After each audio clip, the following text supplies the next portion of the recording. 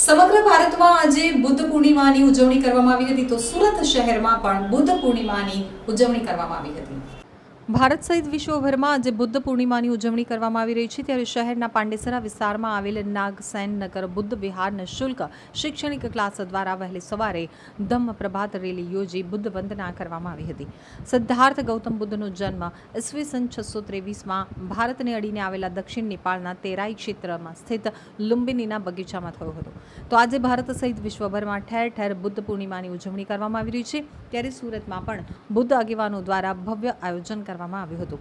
પાંડેસરા નાગસેન નગર બુદ્ધ વિહાર નિઃશુલ્ક શૈક્ષણિક ક્લાસ દ્વારા વહેલી સવારે વિસ્તારમાં ધમ્મ પ્રભાત રેલી યોજી હતી અને બુદ્ધના વિચાર લોકો સુધી પહોંચાડ્યા હતા। સાથે જ બુદ્ધને દીપ પ્રજ્વલિત કરી ડોક્ટર બાબા સાહેબ આંબેડકરજીને પુષ્પ અર્પણ કરવાની સાથે તેમના વિચારોને યાદ કરવામાં આવ્યા હતા। તો કાર્યક્રમમાં ગૌતમ બુદ્ધે આપેલા ઉપદેશો લોકોને માહિતગાર કરવાની સાથે તેમને પાલન કરવા સૂચન કરાયું હતું।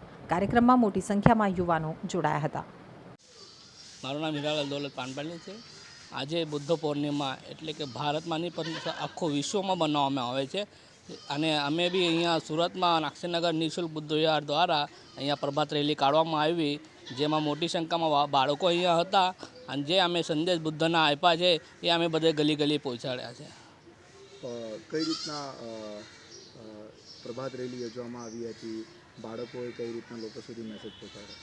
બાળકમાં બહુ ઉત્સાહ હતા અને લોકોમાં બી બહુ ઉત્સાહ હતો કે બુદ્ધના જ્ઞાન એ બધી જગ્યાએ પહોંચે એ રીતે બધાએ કોશિશ કરી છે અને બધાએ અહીંયા એમનો વિચારનો પાલન કરે એવી રીતે અમે રેલી કાઢવામાં આવી હતી।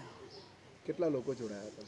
એ મોટી સંખ્યામાં અહીંયા બાળક જવા કમસે કમ 300 થી 400 બાળક અહીંયા જોડાયા હતા।